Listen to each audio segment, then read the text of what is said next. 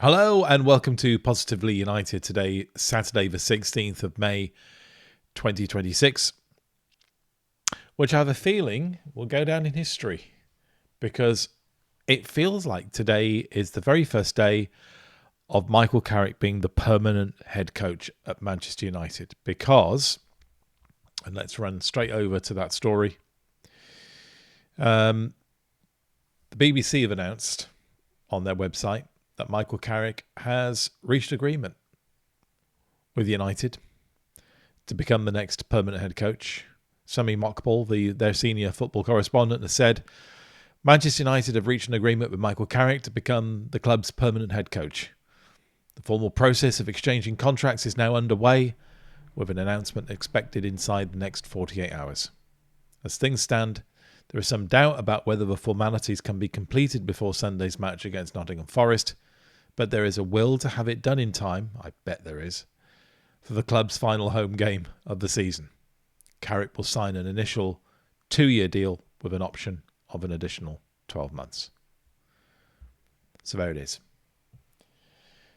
Been saying on this channel for ages that he's the best qualified man for the job. He got United to qualify for Champions League, will finish in third. That is an absolutely remarkable achievement when you consider the shape of a team, the shape of the squad and the shape of a club when he came in after the sacking of Amorim in January. Well done, Michael Carrick. You've restored an awful lot of pride to Manchester United. When you consider the shambles that Liverpool, for example, are in. Their catastrophic 4-2 defeat against Aston Villa, where they looked hopeless. Look where Chelsea are. Well, in all fairness, Chelsea are in the FA Cup final today, the Cheetahs final between Chelsea and City. I don't know about you, a game that I think is an embarrassment to English football. Two clubs, one of them formally found guilty of cheating, the other one facing 126 charges of cheating. What an embarrassment to English football. That the so-called showpiece event at the end of the season ended up being contested between two cheats. Well, cheats and suppose alleged cheats. But we all know what City are up to. What a mess. What a mess for English football. What an embarrassment. For the first time in my life, I didn't watch an FA Cup final. I was determined I wasn't going to watch a cup final between two teams, two clubs. There were nothing but sports washing ventures, or at least in the case of Chelsea were. City still are. It rips the heart and soul out of English football. And until we start addressing that problem, the wider problem of English football, outside of the concerns we have about our own club at Manchester United, I think we'll see our game get more and more damaged, more and more tainted with money. It'll lose more and more respect around the world. It's a very sad place for English football to be, actually. But there you go. We're not here to talk about Chelsea and Man City. We're here to talk about Manchester United. And we're here to talk about Michael Carrick becoming the permanent head coach. As I said, I'll say more about it when it's officially announced. I think we should wait until it's actually officially announced by Manchester United. But when will that happen? Well, I would have thought they will be desperate to get it done before the game starts tomorrow against Forest. It's the final home game of the season, so Carrick will do a speech to the crowd, bound to, isn't he?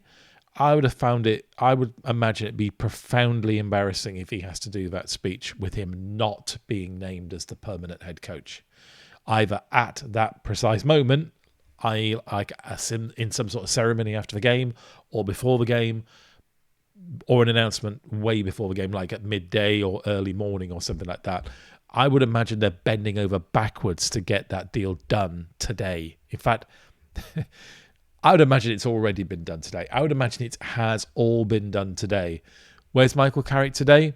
I don't know. I don't keep tabs on him, but I would guess he's been at Carrington filming some sort of fancy video to welcome him as the new permanent head coach.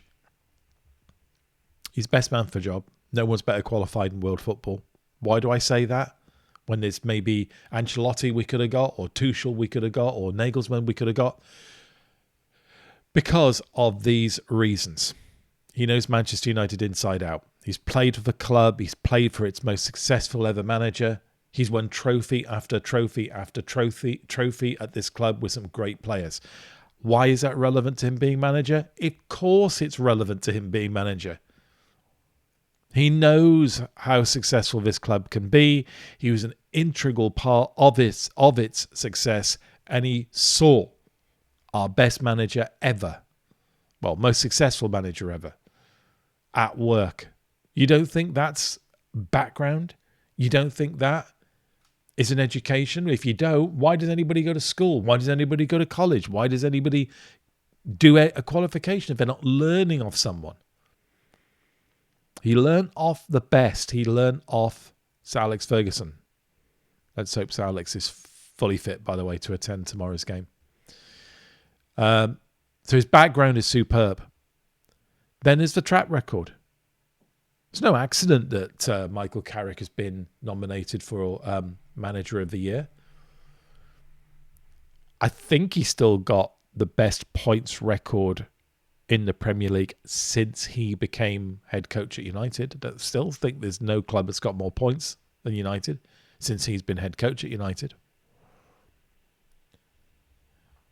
His audition has been really almost faultless. I know there's people out there who claim that the football isn't good. Well, it can only be as good as the quality of his squad. And we know that there are deficiencies in that squad. And we'll come to those in a future video. But it just actually makes his achievement even more impressive. Amorim wasn't getting any kind of tune out of that squad. Yeah. You know, the talk about it being more solid at the back and all that sort of stuff. Well, it's fine. You can be more solid if you play 5 at the back. Why not 6 at the back? Why not 7? Why not put all 10 men behind the ball and play part the bus football? Carrick has taken the squad that's available to him, which in some areas is ridiculously threadbare, like midfield, and he's done the best he could possibly do with it, which is qualifying for the Champions League, which I keep on saying no sensible person felt United could do at the beginning of the season. But he's done it. Absolutely deserves the job. Wish him well. Wish him so well. Can't wait for next season. Can't wait for him to have a full season with a squad that's closer to what he wishes it to be. And of course, the summer's going to be so terribly important. And the players that we buy, massively important. Players we sell, massively important. Mostly the ones we buy, though. Yeah, can't wait. Can't wait for next season. I'll do more of a piece, I think, when he is formally announced. But I would imagine that's going to be tomorrow. I guess there's even a possibility it could be tonight. That would be, that would pave the way for tomorrow to be almost like a kind of celebration of him becoming the head coach. I think they'll be very keen at United for whatever happens to not detract from whatever they're thinking of doing for Casemiro on his final home game. I think it'd be pretty disrespectful to Casemiro if everything that was going to be done for Casemiro got totally swamped by the announcement of Carrick becoming head coach. So the choreographing of tomorrow's events has obviously got to be done very, very well. But I would guess that they wouldn't want Carrick doing that speech to crowd without him being announced as the permanent head coach. That's just my hunch. Don't know, but that's my hunch. I mean, if I was in United's publicity department, I certainly wouldn't want it to happen any other way. I think it would be just wrong. But there you go. So, final home game. And goodbye to Casemiro. Let's do my predicted 11, which is what this video is actually meant to be about. This is the predicted 11 against Nottingham Forest, and it's turned out to be, because of a story that's just been announced on the BBC, as I said, into a bit of a piece about Michael Carrick getting the permanent job. But let's get to what it should be, which is the predicted 11th of the game tomorrow. So my understanding at the moment is that Casemiro is fit to play. That's what Carrick said, but that Šeško probably won't be. So that's the understanding of match availability that I'm working on when suggesting this starting 11. Lammens in goal. Who else? Back four of Shaw, Martinez, Maguire and Dalot. I can't imagine having brought Martinez back into the team in the last game. He's now going to drop him for heaven. But I'm not going to tread over old ground, but you know what my thoughts are about that. I don't think heaven should have been dropped at all. Certainly not for the last game. I could have understood why Martinez might have come in for this game, but I still think heaven should be playing there, but I guess it's going to be Martinez. Midfield of Menu and Casemiro. Who else? And what a day it will be for Casemiro. And I hope I know he will get a fantastic send-off at United. Will he be made captain? Who knows? I kind of doubt it. In my opinion, I doubt it, because being captain isn't just ceremonial. It actually has a purpose. I mean, if a referee wants to talk to somebody, he talks to the captain. So it's not like a kind of pointless role. It's got real purpose. So my hunch would be that Fernandes will still be captain tomorrow. And Fernandes himself deserves a recognition from the crowd tomorrow. Football Writers Player of the Year, massive chance of becoming the PFA Player of the Year. He deserves his own time in the limelight, although I appreciate it's Casemiro's last game. So, with Šeško not being available, there are choices to be made up front. So obviously Fernandes is there. But who should Carrick play if Šeško can't play? Well, I suppose the temptation would be to put Mbeumo there, which is what he tends to do. But I would really like to see Cunha there. And I'd really like to see Mbeumo get a chance to play on the right a full 90 minutes. I think he needs it. I think he needs that. I think he needs a full 90 minutes to re-establish himself, to have a good game, have a really positive game. I'd like to see Dorgo on the left, and I'd like to see Cunha up front. That's how I'd like it to be. And I've got a hunch that's what Carrick's going to do too. So I think Ahmad's been going through a bit of a rough patch, because, of course, we could have played Ahmad as on the right, and Mbeumo up front, leave Cunha on the left. But I think of those four players, I think Ahmad's the one that probably deserves to stay on the bench or be on the bench. I'd really want to see Mbeumo start. And I think Cunha is actually pretty effective as that more advanced of the forward players. So that's what I'd like to see as the starting 11. And I've actually got a hunch it will be the starting 11. The alternatives, of course, being that it's more something like this for Carrick. That, say, for example, he plays Mbeumo as the most advanced forward, Ahmad on the right, Cunha on the left, and Mbeumo up front. But I so hope he doesn't do that, because I just think Mbeumo's looked really uncomfortable in that position when he's played there over the last several games. So I really, really hope that he goes for my preference, which would be Dorgo on the left, and Mbeumo on the right, and Cunha up front. Depending how the game goes, plenty of chances for substitutions maybe in the second half, but I don't think it's going to be an easy game. I mean, Forest haven't got anything to play for, but there's going to be one player, isn't there, who's going to want to impress? Surely. Anderson is surely going to want to come to Old Trafford and impress.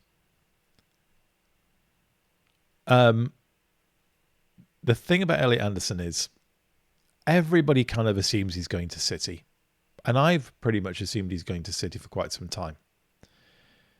But am I the only person who's spotted that there's been quite a decline in references to him going to City over about the last week and a half, 2 weeks? And there was that rumour that went around earlier this week that United are close, very close, to securing the first of their midfield targets. I thought that meant Baleba, because to me, Baleba's nailed on this summer for us to buy. I don't think he's our main purchase in the midfield. I think Baleba will be the second string purchase in the midfield, which I think you'd be perfectly happy with, by the way. Their headline purchase in midfield, I kind of imagined would take much, much longer and not get done until maybe after the World Cup. But what if it's ready now or very soon?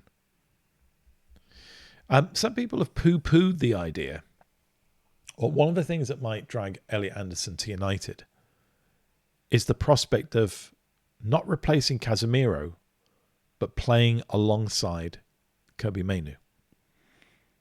Because that could end up being, and I think probably will be, the central defensive midfield that plays for England in the World Cup. I think it could be a centre midfield partnership for years to come for England. But what if it was the same for United? What if Elliot Anderson thinks to himself, you know what? I could partner up with Mainoo for years, both at club and country. Think it's something that might bring him to United? And we haven't even considered the fact that United's history and pedigree and heritage is immeasurably more than City's. The one thing we can't account for is if he's a City fan.